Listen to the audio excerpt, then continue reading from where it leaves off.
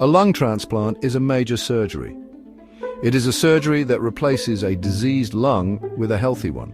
This surgery can give a person a new chance at life. There are different types of lung transplants. The most common is a bilateral lung transplant. This is when both lungs are replaced.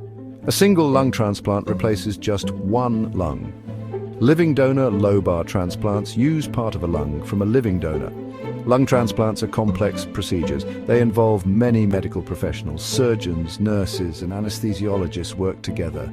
They ensure the surgery is successful. The goal is to give the patient a healthier life. The new lung allows the patient to breathe easier. People who need lung transplants have serious lung diseases. These diseases make it hard to breathe.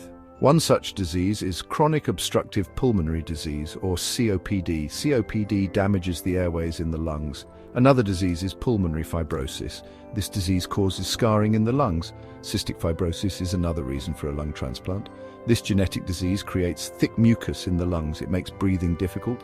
In some cases, pulmonary hypertension requires a transplant. This condition involves high blood pressure in the lungs.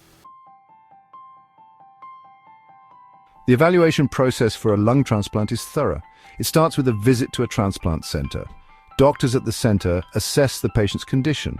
They review medical history and conduct tests. These tests check lung function and overall health. The evaluation also considers the patient's lifestyle. Patients must meet specific criteria to be eligible for a transplant. They need to be healthy enough for surgery. They also need to be committed to a healthy lifestyle after the transplant. If eligible, the patient is placed on a waiting list.